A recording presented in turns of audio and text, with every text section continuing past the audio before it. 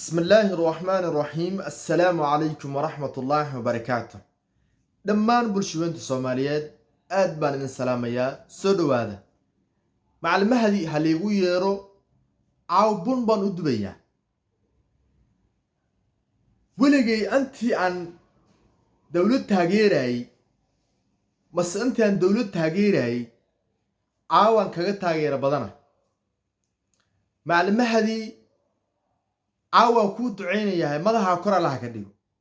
كم بهديد عاو نغا سو قبت كم بهداد عاو انتادا قبتay حبس dhigtay waan ku duceeyay aad baad u mahadsantaa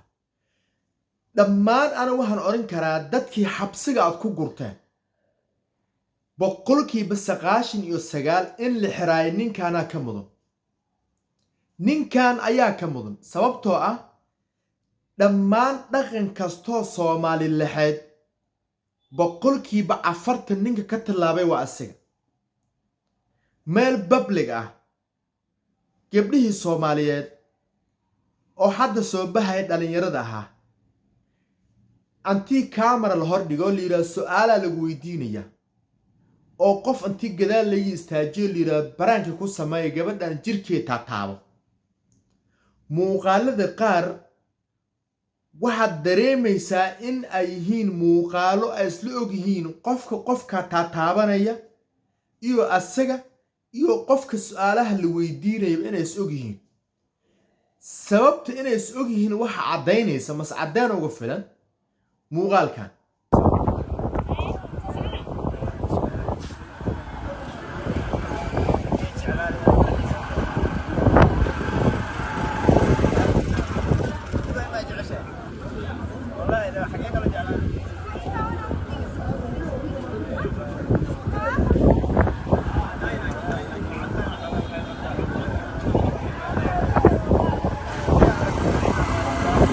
muuqaalkan wuxuu cadeen u yahay in ay is og yihiin dadka meesha taagan sababtu ay isku og yihiin meesha waxaad ka arkaysaa mas qofka oo isweydiin karaa sidee qof adag ku hor taagan oo waxa ku weydiinayo sidee maskaxdaada ku gashatay inuu jirkaaga taabto oo waliba gacan aad arkayn intii gadaalka ka timaado jirkaaga taabato sidee dadka looga dhaadhicin karaa gabadhani ma arkayso mas waxaan baraangibay meesha lagu sameynayay boqolkiiba 40 ana waxaan dhihi karaa masaan is leeyahay dadkan in ay is og yihiin dhammaantooda iska warqabaan sababtu maxay tahay gabadha jirkeeda la taabanaya ninka su'aalaha weydiinaya wuu hor taagan yahay gabadha jirkeeda ilaa iyo naasaheeda meel la dhaafay mara haddana qofka saa samaynayo waa qof gadaalkeeda jira oo iyadana arkayn sida dareenkeeda ku keenay qof hor taagan inuu jirkeeda taabanayo aqligaas ida laga laadhicinayo aniga ma garan mana fahmin dikan boqolkiiba 99 dadka la xiray asiga ayaa ka mudan in la xiro runtii ninka markii la soo qabtay aniga boqolkiiba 100 aad baan ugu farahay aad waliba kaaga darana muuqaalkii uu ka duubay gabdhahaas mase anshaxnimada uu duubay fiidiyowgii uu ku duubay muuqaalka dharkii asigoo sitaa la qabtay waa dhaqankii iyo xeerkii booliska na bareen mase ciidanka mase gobolka banaadir ayna bareen mase macallimahadina baray maanta wuu sameeyey marka aniga aad baan ugu farahay boqolkiiba 100 dadka anta hadda la xiray oo TikTok-leyda iyo anti xamar una ka iskale iyo barnaamijka intii la xiray boqolkiiba 99 asiga ayaa ka mudan in la xiro sababtoo ah dhaqamadeeni masdiinteeni islaamka waxa curfi ka baxsan buu gudbinayay marka booliska laakiin hal arin ay daliil ku leeyihiin baa jirto arinka daliil ku leeyihiin waxay tahay dhaqanka waxaana oo kale markay soo baxaan waa in la helaa degdeg mas wax isla markiiba ka jawaabi karo muuqaaladan xilliga ay soo baxaan ma dhoweyn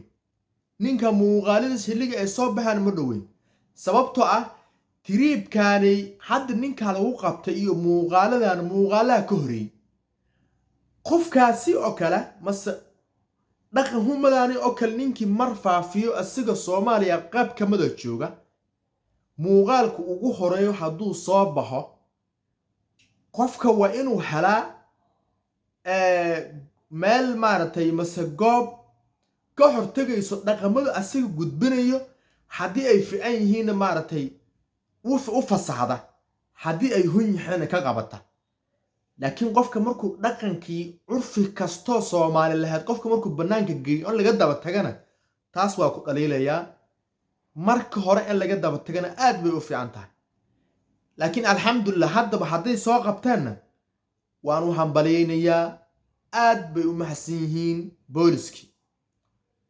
waxa si gaara aad aan ugu mahadcelinayaa macallin Maxadi wax fiican baa noo qabatay wallaahi oo billaahi oo tallaahi wax fiican baa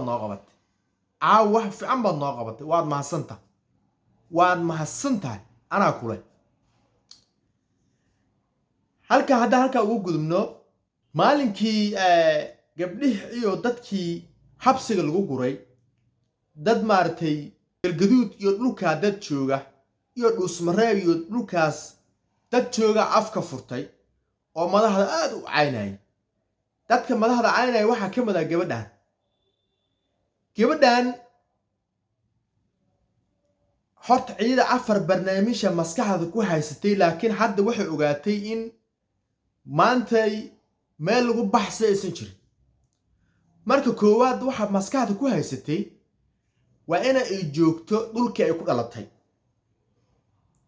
maskaxda ku haysatay sidaas daraaddeed haddii wax kasto ay sheegto in laga daba tagi karin tan labaad ee maskaxda ku haystay waxa ka mid ah in qabiilka iyo dadka ay ka dhalatay inay dhex joogtay taasna waxay islahayd waxa kasta iska shaag laguma soo qaban karo tan saddexaad oo maskaxda ku haystay waxa ka mid ah bahashani oo kale sidaan bahasha haddii faraha ka badato mase faraha ka baxdo waxa islahayd niyo in ama lagu canaaranayo tolkaaga iyo familkaaga ehelka ama lagu canaaranayo islahayd tiin way u suurgali weysay tan afraad ugu dambaysa waxay ku hadlaysay afkaar bay ku hadlaysay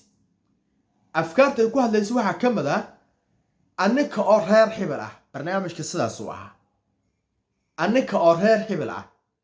ma ahayn maadaama madaxda la aynay caaytanta madaxda waxba ka horeey ilaa qof intuu meel soo fadhiisto ku dhihi maay moogtay saasata ku dhihi moogtay caaytanta madaxda waxba ka horeey maxaa ka horeey xiritaanka dadka la qabqabtay baa ka horeey gabadhan waxba kicii afartaas isku darsatay waxa islahayd cid ku soo qaban karta ma jirto iyadoo fikirkaasi haysato ayaa la yiri abaaras ka naso yaa soo qabtay dadkii halkan mas'uuliyiinka halka dadka ka aruuriyay isla kuwiya qabtay gabadhan nin ka daran baa jira oo dhulka ku nool war haddii la rabo Soomaali dhaxdeeda wax kasto khilaaf keenaya mase dadkii isku daray in la qabto haddii la rabo gabadhan nin baa ka sareeya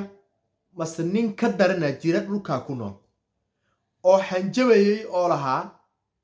dawladda inay waaran ii jartay baan hayaa waxa idinka soo horay qoray iyo booshkiisa idinka soo horaya nin laba jira I don't know ninkaas ma garanayo waxa loo ilaalinayo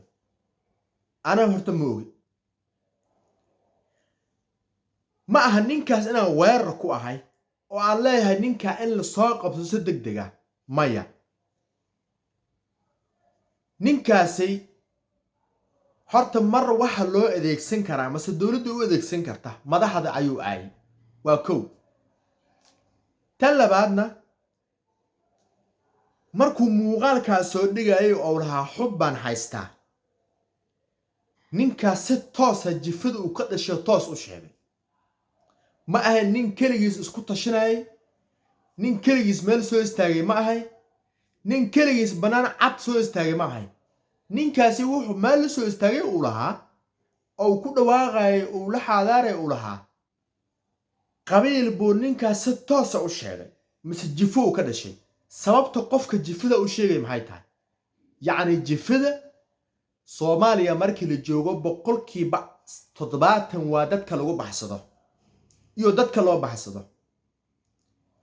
marka sidaas daraadeed ninkan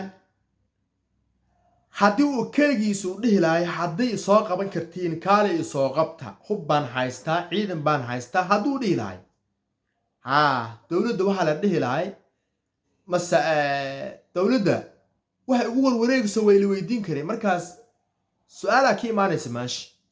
laakiin hadda ninkan markuu yiri qori iyo booshkiisa idinka soo horeeya markuu yiri wuxuu raaciyay reer hebel ayaan ahay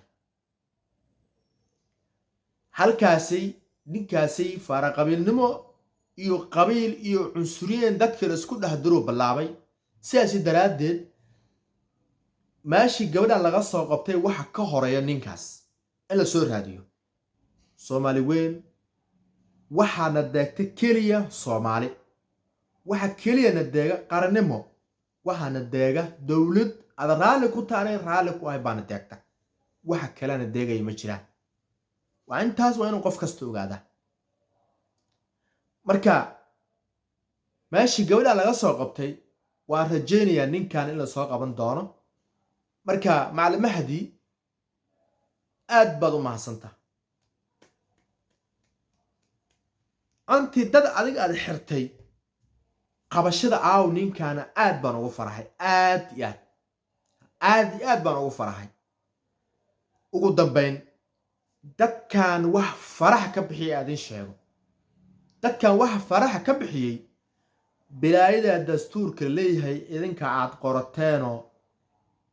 oo idin hor yaala dadkan farax ka qaaday sababtu maxay tahay marka hore waxa la yiri dadka waa xor qofka haddii la yiraahdo xor way haddii la yiraahdo qofku wax kastuu adeegsan kara macnaheedu qofku xor way waxa ku duugan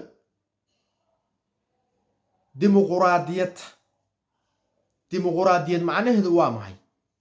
qofkaani wax kasto ayuu adeegsan karaa wax kasto ayuu adeegsan karaa walaashaada banaanka laga imaan karaa adoo arkay hortaada lagu fuuli karaa halkaas dharka iska dhigtaa iska qaaweyn kartaa keligaa maartay nin iyo naag baa isguursan kartaa nin baa isguursan kartaa dimuqraadiyad haddaa maqasho waxa dawladda mucaarad ku amaahane anta kale waa bannaan yihiin dimuqraadiyad taasaa la dhahaa dadkan kow horta dawladda ayaa fasaxday boqolkiiba boqol dawladda ayaa fasaxday haddana maadaama ay fasaxday ana waxaan qabaa si waxaan dhan loogu hortago shanta shay waa in la sameeyaa qof kasto qabyaalad ka hadlo barax xitaa haddii aan la qaban karin waa in loo adeegsadaa aaladda ah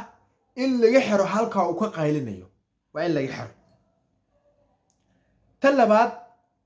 xiritaanka haddii laga baagsan karo aaladdaas waa in asiga la qabta oo la hanoojiya tan afaraad waa in la keenaa odayaal dhaqameedka mase odayaal dhaqameedyada waa in intii la iskugu yeero la yiraahdo sidaan ku midoobi karnaa Soomaali sidee wax u qabsan kartaa qof kastoo dadka isku daray waa in laga dhax saaraa waa in la yiraahdaa tan afaraad dawladda qofkii ay qabato waa inay u jaxjixin maxkamada laaluushka lagu bixinay iyo waxaan aan loo adeegsanin qofkaas sida daaragtida maxkamad loo saaro oo si toos ah ninka xukun ugu dhaco waa anta keliya dadkaana isku aqbali karaan waxaan ka codsanayaa muuqaalkan hadduu ku soo gaaray inaad subscribe ii saartid asaabtaadana aad la wadaagtid assalaamu calaykum waraxmatullaahi wabarakaatu